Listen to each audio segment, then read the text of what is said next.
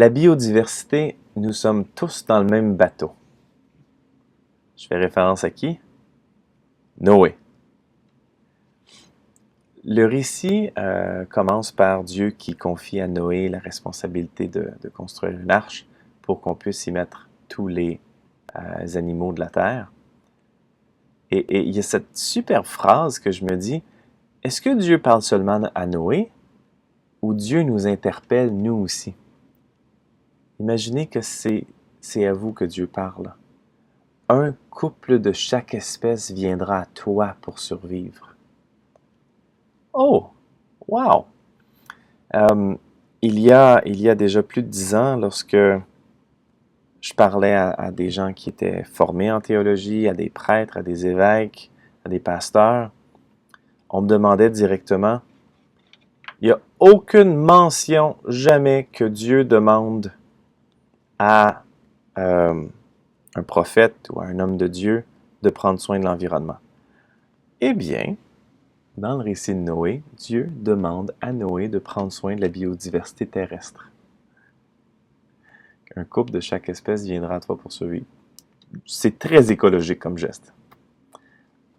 Une fois que les animaux sont dans le bateau, dans les femelles, bon, il y a deux versions d'ailleurs qui sont simultanées dans le récit. On parle de un couple de chaque espèce, puis ensuite de ça, on dit aussi que on va avoir 7 de chaque animal pur. Bon.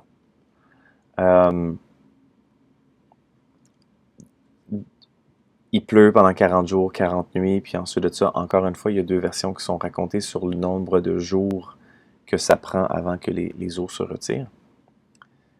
Mais ce qui est beau, c'est le fait que Noé prend soin des animaux pendant ce temps-là. Sa responsabilité avec sa famille, c'est de prendre soin des animaux et c'est de toute beauté. À la fin du récit, il y a un arc-en-ciel qui est tracé dans le ciel. Et Dieu le trace en disant, ce sera le signe d'alliance. Le signe d'alliance entre qui et qui? Je me suis amusé à poser la question à beaucoup de gens et la plupart du temps, la réponse que j'ai, c'est la première alliance, c'est l'alliance entre Dieu et les hommes. Là, je dis, non, ça va plus loin que ça. Allez relire. Et puis, on voit que c'est une alliance entre Dieu, l'humanité et toutes les créatures. Oh, wow! Ça veut dire que nous sommes tous dans le même bateau. Il y a un autre élément que je trouve tellement beau, c'est la mention que toute créature sera sauvée.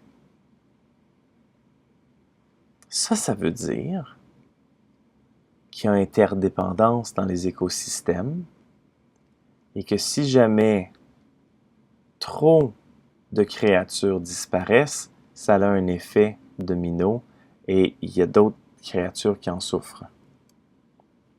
Chaque espèce a un rôle.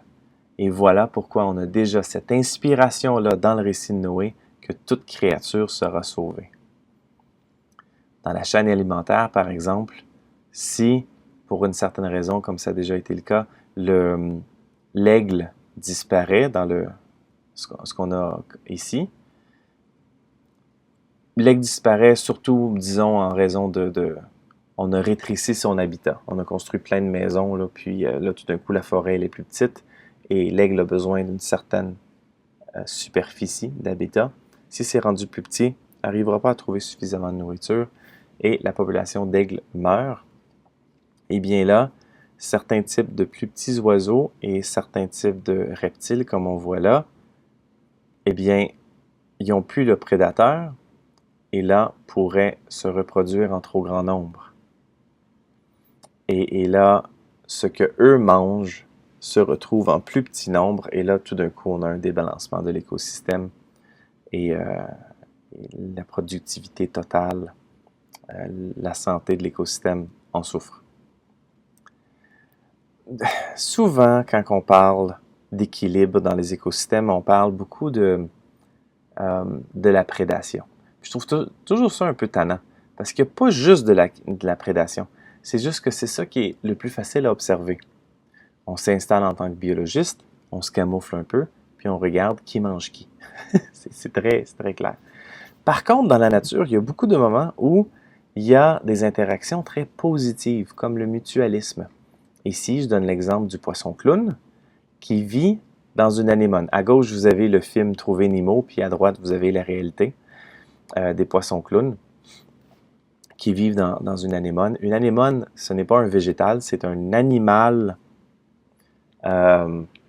fixé sur une roche avec ces espèces de petits doigts là, qui se promènent dans le courant.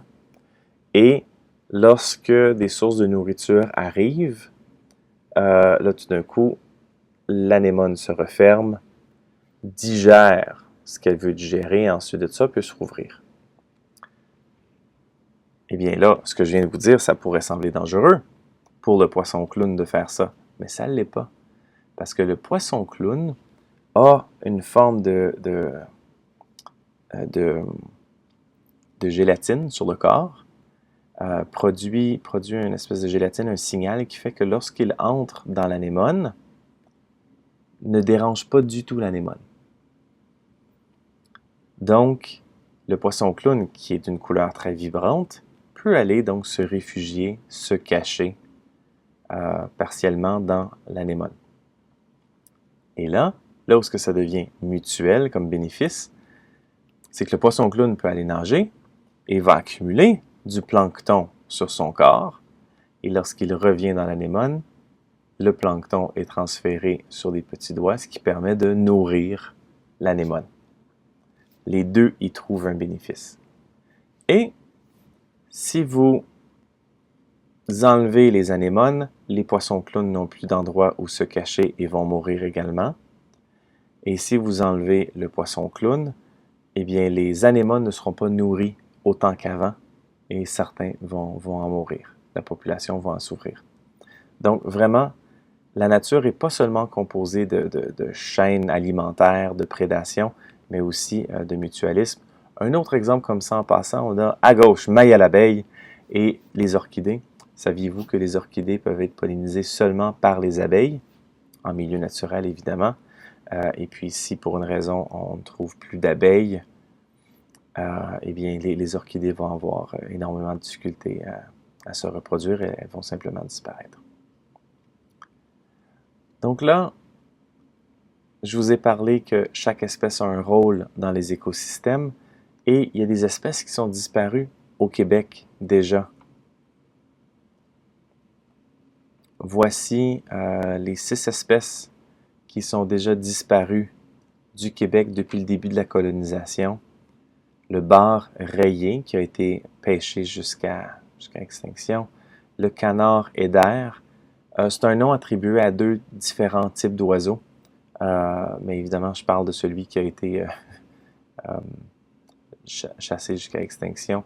Le wapiti aussi. Notamment les peuples autochtones sont un peu sont déçus qu'il n'y a plus de wapiti au Québec. Il y en a ailleurs dans l'ouest du Canada, mais plus dans l'est. Le courlis, qui est un oiseau qui courait sur l'eau et tout, on ne le retrouve plus. Le grand pingouin, qui était vraiment un pingouin géant, plus de 5 pieds de haut, solide pièce de viande et justement a été chassé jusqu'à l'extinction. On appréciait le goût de sa viande et on conservait la graisse pour les lampes, notamment. Donc, ça, c'est dans le golfe du Saint-Laurent, a été chassé jusqu'à extinction. Et finalement, la tourte.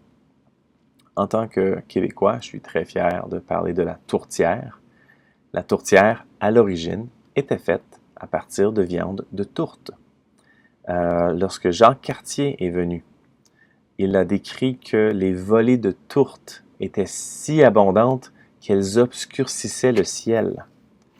Donc, c'était un animal qui était en forte présence. Donc, comment on est arrivé jusqu'à l'extinction? Eh bien, on aimait le goût de la viande, donc on a chassé un peu trop. Et deuxièmement, il faut dire que dans son comportement, c'était un animal qui n'avait pas vraiment peur de l'humain. j'ai entendu un homme âgé qui racontait son grand-père qui, lui, avait chassé la tourte. Et en fait, c'était très facile. Lorsque des tourtes arrivaient sur le terrain, c'était possible de simplement marcher, prendre un bâton, assommer leur tête et c'était réglé. euh, donc voilà, mais il reste qu'il n'y avait aucune raison de faire une chasse jusqu'à extinction comme ça. On n'en a pas pris soin. Est-ce qu'on protège suffisamment la biodiversité? Eh bien, c'est intéressant de voir que Greenpeace et des membres de Greenpeace sont allés sur le mont Ararat où on raconte par tradition que c'est là où l'arche de Noé s'est échouée et c'est à partir de là que tous les animaux sont repartis. Donc, comme moyen de sensibilisation, Greenpeace, il y a des membres qui sont allés sur le mont et est allé refaire le bateau, notamment pour qu'on prenne conscience de l'élévation du niveau de la mer causée par les changements climatiques, à quel point c'est nuisible pour l'humanité entière, et de toute beauté de relâcher une colombe, et puis on voit ici là, l'expression de sauver le climat maintenant. Il y avait une affiche qui a été produite autour de 2010 pour la décennie de la biodiversité, et justement, préservons la biodiversité, l'œuvre de Dieu. Ce récit-là nous dit que nous sommes dans le même bateau. Ce récit-là indique de plusieurs manières l'interdépendance que nous avons avec les autres créatures. Dans la même lignée, il y a ce précepte dans le Deutéronome qui parle de la mère et les petits. Ça dit ceci. Si vous marchez sur un sentier et vous voyez une mère avec ses petits, soit des œufs ou soit des oisillons, eh bien, chassez la mère et prenez seulement les œufs ou les oisillons pour les manger. Ainsi, votre vie sera longue et heureuse. Wow! Quand on lit ça la première fois, c'est un peu étrange et je vous invite d'aller lire ce passage-là vous-même. Puis on n'a aucun éclairage par les versets autour parce que ça traite de plein d'autres choses dans la vie quotidienne des gens. Un des seuls autres endroits où on a dans la Bible, ou un des endroits majeurs qu'on a dans la Bible, l'expression « et ainsi tu auras une longue vie », c'est dans les 10 commandements « honore ton père et ta mère, ainsi tu auras une longue vie ». Donc là, c'est « wow ». Quelle est la logique avec « honore ton père et ta mère, tu auras une longue vie » ? Ben, c'est simplement la logique que nos enfants vont voir qu'on prend soin de nos parents. Donc, lorsque nos parents seront morts et que nous, on sera des personnes âgées, on prendra soin de nous. Okay? Honore ton père et ta mère, comme ça, toi aussi, tu auras une longue vie parce que tes enfants vont prendre soin de toi. C'est ça la logique. Donc là, je reviens aux oiseaux.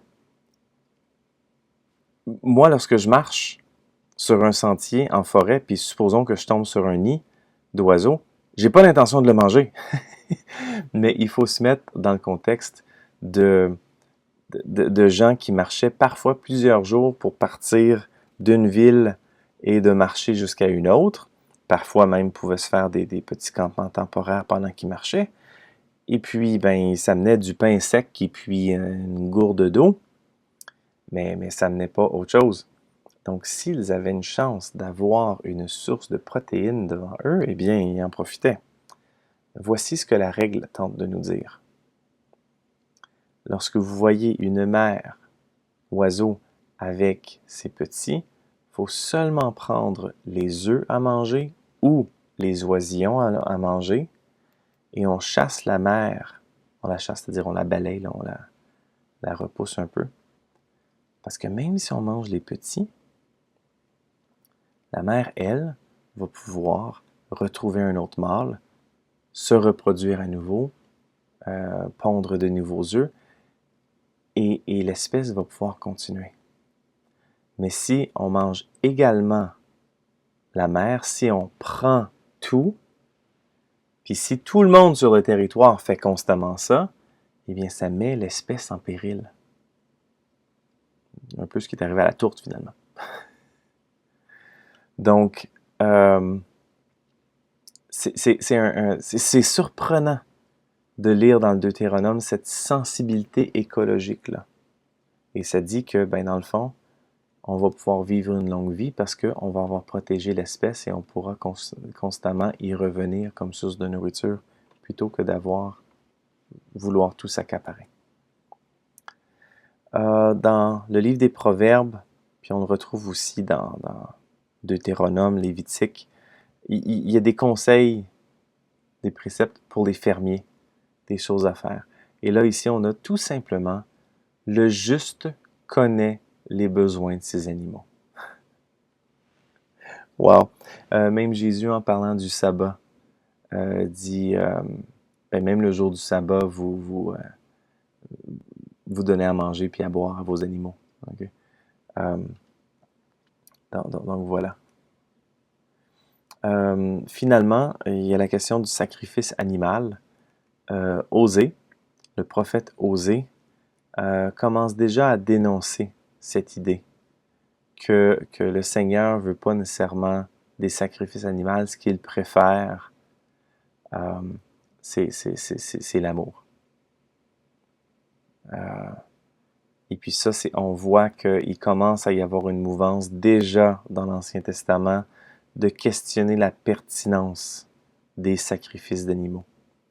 Et lorsque Jésus, à son dernier repas, va s'offrir, offre son corps, offre son sang, ça devient une nouvelle forme de sacrifice où on se distance de cette pratique qui était déjà en questionnement. Et on trouve moins nécessaire à ce moment-là. Et en 70, le temple est détruit, donc les Juifs même arrêtent cette idée du sacrifice animal. Grâce à la Bible, j'ai appris que les créatures forment une chorale de louanges. Dans le psaume 148, on a le psalmiste qui est en train de dire « Louez le Seigneur depuis la terre ». Et là, écoute le chant de louange qui vient des différentes directions, qui vient des différentes créatures. Montagnes et toutes les collines, arbres fruitiers et tous les cèdres, bêtes sauvages et tout le bétail, reptiles et oiseaux. Le psaume 150 va dire que tout ce qui respire loue le Seigneur. Ben, tout ce qui respire, il n'y a pas juste les humains qui respirent, tous les êtres vivants. Dans le livre de l'Apocalypse, et toute créature au ciel, sur terre, sous terre et sur mer, tous les êtres qui s'y trouvent, je les entendis proclamer à celui qui siège sur le trône et à l'agneau, louange, honneur, gloire. Donc, il y a cette idée que toutes les créatures sont en train de louer. Dans Isaïe 55, lorsque le peuple qui était en exil revient vers la terre promise, revient vers Canaan, la Palestine, c'est en effet dans la jubilation que vous sortirez et dans la paix que vous serez entraînés. Sur votre passage, montagnes et collines exploseront en acclamation et tous les arbres de la campagne battront des mains. J'ai chanté plusieurs chants en église qui portaient sur ce passage-là. Si on va voir dans le canon catholique, il y a les passages grecs dans le livre de Daniel, et c'est un chapitre qui est très, très, très, très long, qui se rend dans les 90 versets. Donc, entre 52 et 90, on a cette idée que toutes les œuvres du Seigneur, bénissez le Seigneur. Ça, c'est à quoi ressemble ce passage-là. Il est très long. Mais wow! Le nombre de créatures qui sont nommées. Que la terre bénisse le Seigneur et qu'elle le célèbre et l'exalte à jamais. Montagnes et collines, bénissez le Seigneur, célébrez-le et exaltez-le à jamais. Toutes les plantes de la terre, bénissez le Seigneur, célébrez-le et exaltez-le à jamais. Il y a notamment il y a un chant de Thésée qui reprend ça d'une manière chantée très très belle. Et puis, moi, quand je le chante, ça me reconnecte à cette communauté de créatures qui chantent la louange vers le Seigneur. Et tout ce que je viens vous montrer, Saint François d'Assise s'en est inspiré pour finalement écrire le Cantique des créatures, qui est sa plus belle prière, et on dit que c'est l'un des plus grands chefs-d'œuvre en italien, ce qui est un peu gênant pour Dante.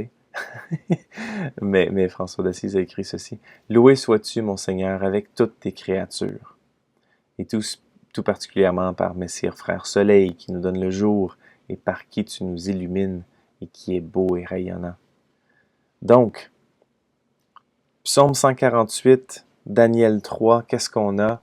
On a quelqu'un qui se joint à une chorale de vivants, une chorale de créatures, et François d'Assise reprend ça. Il reconnaît qu'il y a un chant de louange qui monte de la part des autres créatures. Loué sois-tu, mon Seigneur, avec tes créatures, et loué sois-tu par le frère Soleil, par notre sœur la terre, par notre sœur l'eau, par notre frère le feu. Donc, loué par, ça signifie que